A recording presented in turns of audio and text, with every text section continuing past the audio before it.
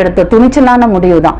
என்னுடைய ஆபீஸ்ல உட்காந்துட்டு என்னையே கேள்வி கேட்டுட்டு என்னையே நீ வேலை கொடுத்தாதான் நான் வெளியில போவேன் ஃபுல் தண்ணியில மப்பிள ஒருத்தன் பேசினானா என்னால பொறுத்துக்க முடியாது. ஏன்னா என்னுடைய வேலையை நான் எந்த அளவுக்கு நேசிக்கிறேங்கிறது என்னை சுத்தி இருக்கிறவங்களுக்கு தெரியும், என்னுடைய உள்மனதுக்கு தெரியும். நான் நேசிக்கக்கூடிய ஒரு விஷயத்தை நீ கேவலப்படுத்தினேன்னா அது யாரா இருந்தாலும், அம்மா அப்பாவோ கணவன் குழந்தை யாரா இருந்தாலும் நான் அப்படித்தான் ரியாக்ட் பண்ணியிருப்பேன், அடிச்சிருப்பேன், இழுத்து நல்லா 4 கொடுத்துருப்பேன்.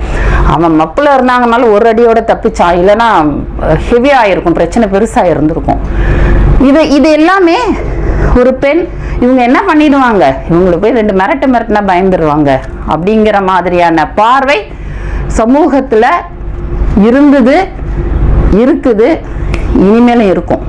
ஏன் அப்படி சொல்றேன்னா, அப்ப வெளிப்படையா இருந்தது. நாங்களாம் ரவுடிங்க அவங்கள பார்த்தாவே நீங்க கண்டுபிடிக்கலாம், லுங்கி கட்டிட்டு இது பண்ணிட்டு ஓ ரவுடி சார் வராருன்னு நம்ம ஒதுங்கி போயிடலாம். இப்ப அது முன்பு